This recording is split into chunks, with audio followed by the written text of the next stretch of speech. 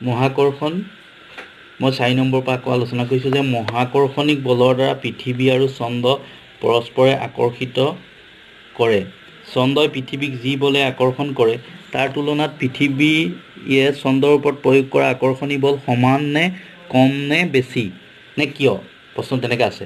ইয়াৰ সলিউশ্যনটো হৈছে যে মহাকৰ্ষণৰ বিশ্বজনীন সূত্ৰ মতে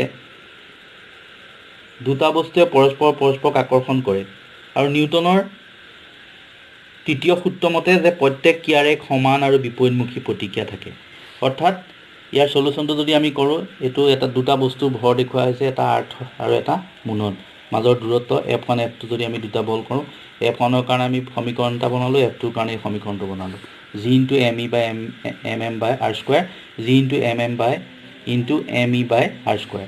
ইয়াত দুইটা ফ'ৰ্চ একে হ'ল। অৰ্থাৎ মহাকৰ্ষণিক বলৰ দ্বাৰা পৃথিৱী আৰু চন্দ্ৰ পৰস্পৰ সমান বলৰ দ্বাৰা আকৰ্ষিত হয়। এইটোৱেই হৈছে ইয়াৰ সলিউশ্যনটো। আৰু তাৰ পাছৰ প্ৰশ্নটো হৈছে 5 নম্বৰ প্ৰশ্নটো হৈছে 5 নম্বৰ প্ৰশ্নটো তোমালোকে চাই ল'বা। 5 নম্বৰ প্ৰশ্নটো মই তোমালোকক গাই শুনাই দিছোঁ।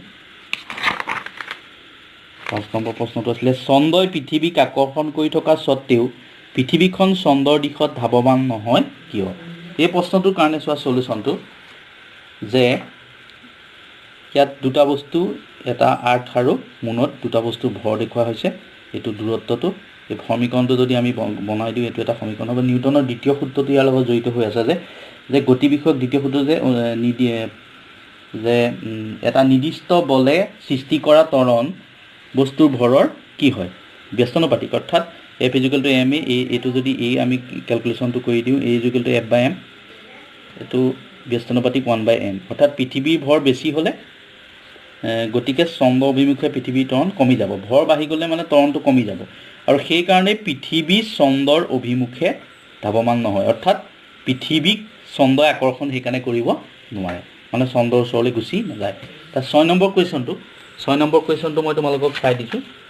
কুৱেশ্যনকেইটা মই যিহেতু তোমালোকক লিখি পেলাই দিয়া নাই। দুটা বস্তুৰ মাজৰ বলৰ কি পৰিৱৰ্তন হ'ব যদি এটা বস্তুৰ ভৰ দুগুণ কৰা হয়? এতিয়া এইটো দুটা বস্তু দেখুৱাই দিয়া আছে, ভৰ M1 M2 দুটা, F = G M1, এইটো এটা আমি সমীকৰণ এটা বনাই ল'লোঁ। 1 নম্বৰ চলটো ইয়াৰ ভৰটো দুগুণ কৰি দিলোঁ, দুগুণ কৰি দিলে 2 × হৈ গ'ল, কি হৈ যাব? গতিকে এটা বস্তুৰ ভৰ দুগুণ কৰিলে বল দুগুণ হ'ব। এইটোৱে হ'ব ইয়াৰ সলিউশ্যনটো। ঠিক তেনেকৈ দুটা বস্তুৰ মাজৰ বলৰ কি পৰিৱৰ্তন হ'ব যদি বস্তু দুটাৰ মাজৰ দূৰত্ব দুগুণ আৰু তিনিগুণ। দুগুণ কৰিলে মহাকৰ্ষণিক বল 1/4 হ'ব আৰু তিনিগুণ কৰিলে 1/9 গুণ হ'ব। তাৰপিছৰ প্ৰশ্নটো হৈছে দুইটা বস্তুৰ ভৰ দুগুণ কৰা হয়, তেতিয়া ভৰ দুগুণ কৰিলে দুইটাই দুগুণ কৰিলে তেতিয়া এইটো কি হৈছে? 2 × 4 গুণ হৈছে, দেখিছা নহয়? এতিয়া বস্তুটোৰ ভৰ দুগুণ কৰিলে বল 4 গুণ হ'ব। তাৰপিছত প্ৰশ্নটো কৈছে যে মহাকৰ্ষণৰ বিশ্বজনীন সূত্ৰৰ গুৰুত্বটো আছে যে সূৰ্যৰ চাৰিওফালে গ্ৰহবোৰৰ গতি, চন্দ্ৰ আৰু সূৰ্যৰ বাবে চন্দ্ৰপৃষ্ঠত উঠা জোৱাৰ, মহাকৰ্ষণ বলে পৃথিৱীৰ বায়ুমণ্ডলক ধৰি ৰাখে, আমাক পৃথিৱীৰ সৈতে বান্ধোনত ৰখা বল। সেইটোৱেই কথাটো। তাৰপিছত 8 নম্বৰ কুৱেশ্যনটো কৈছে যে মুক্ত অধোগমনৰ ত্বৰণ কিমান? 9.81 মিটাৰ প্ৰতি ছেকেণ্ড স্কুৱাৰ।